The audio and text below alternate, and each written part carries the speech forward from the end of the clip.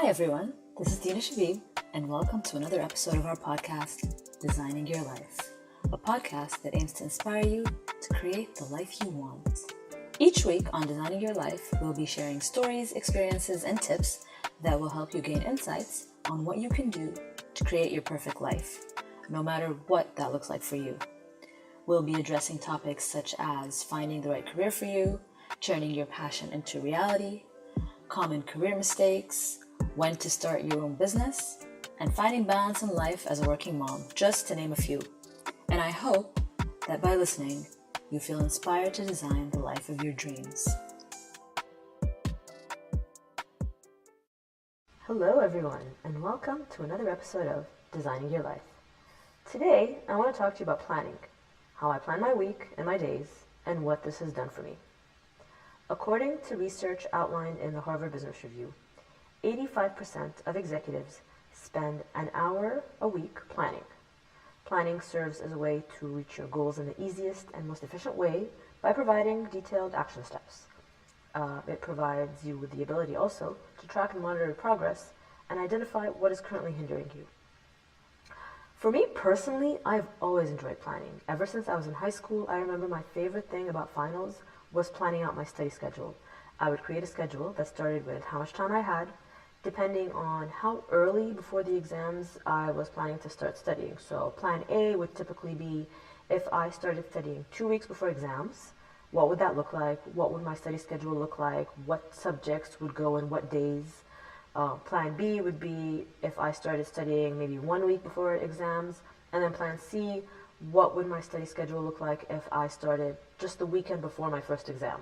And then as the exam started, the plan would adjust to plan for what's left and what was really done versus what was actually planned to get done.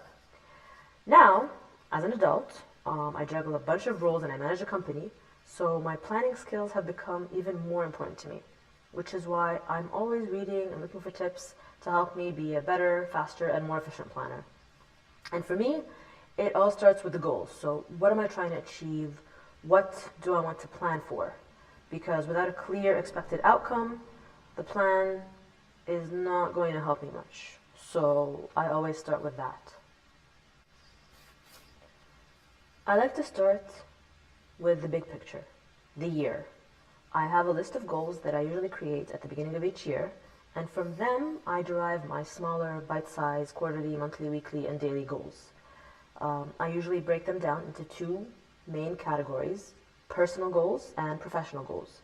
Professional are anything that has to do with the business, and personal is usually everything else.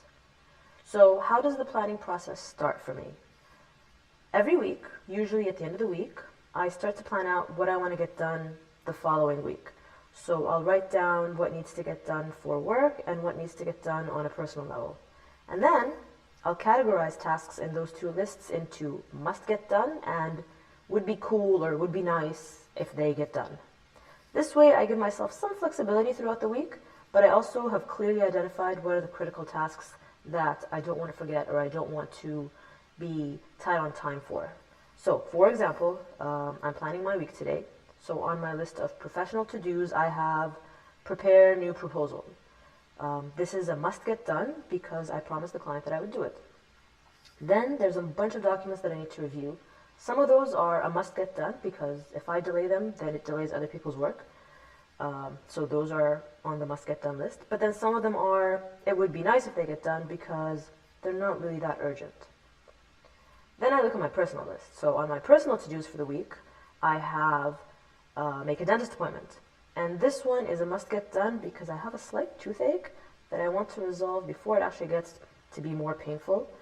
It's probably a small cavity.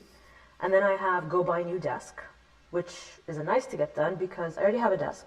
I just want a different one. So once this list is ready, I'll plan out the first day of the week in more detail. And then the rest of the week, I'll usually just plan for the must get dones, which are typically any deadlines or any important events that I want to attend. Then, at the end of each day, I usually replan the following day in a little bit more detail, filling in the gaps for that day from items from the main master list of the week. Now, allowing some flexibility is very important for me because I like to have options. Some days I wake up feeling super productive and I get everything on my list done. But then some days I wake up not really in the mood to do some of what's on my list, so I like to shuffle things around from other days and do what I feel like so that I'm performing at my peak.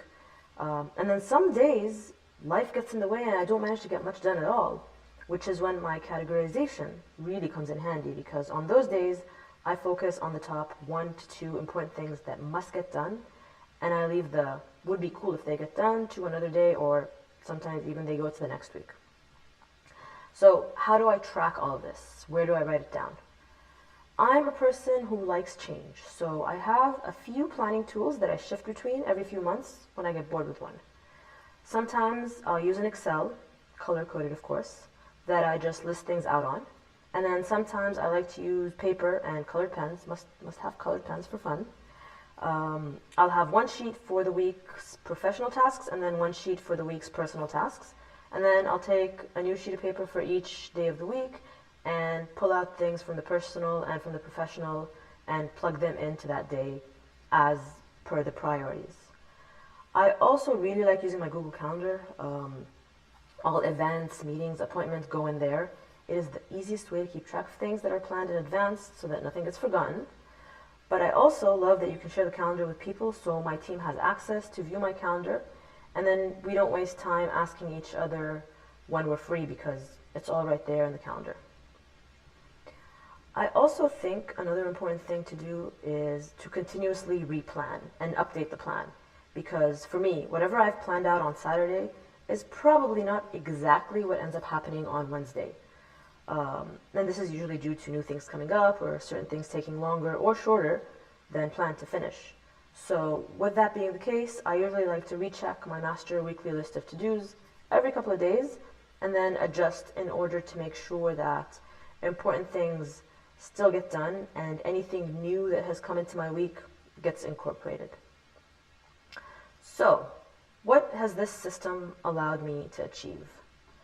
First of all, I always know what I need to be doing at any given day, so I don't waste time trying to figure that out, and I don't waste my peak productive morning hours planning. Instead, the plan's already ready, and I'm actually doing the work. And this also helps me stay calm and stress-free throughout the day. Second, planning gives me a lot more free time to do things I want, so I prioritize my tasks and activities and make sure to give time to what's important. And when I get the important things done and out of the way, then I can spend the rest of my day doing whatever I feel like. So I can lounge in front of the TV and watch Netflix for a few hours, or I can go out, or I can read a book, whatever it is. And then finally, this process has allowed me to really get the important stuff done. So they don't fall between the cracks. It's planned for, and the critical tasks have been identified early on. I think it's also very important to try and make the planning process fun if you can. So pick a time when you're relaxed and free to do it. Give it its time. Maybe go to your happy place, outside, in your garden, in the balcony, by the beach, your favorite cafe, and plan the week there. Don't let it be something that you have to do. Make it something fun. And plan fun things in the week for you to do in advance while you're doing your planning. So make sure you add things that you enjoy, like meeting up with friends, or incorporating your favorite workout, or just having some me time within your days. So to kind of recap, start with the goals. What are you hoping to achieve? That should be number one. Next, create your to-do list with those goals in mind and categorize them in any way you like. I do personal, professional, and then must get done and nice to be done. Then plan the week before it starts by listing all of your to-dos. Then plan your days in advance from your main week's list of to-dos. After that, update the day's plan daily, usually the night before, to account for any changes or additions to your day. And then allow for some flexibility within your week. And finally, enjoy the process and try and keep it fun. I know that planning can be overwhelming for some people, so I really hope that you can utilize some of the tips that I'm mentioning to help you get more organized and enjoy your planning process. And of course, reap the benefits from it. If you enjoyed this episode, please subscribe to the podcast and feel free to share it with anyone that you think might benefit from it. It would be amazing if you could leave a review to help other listeners learn more about this podcast.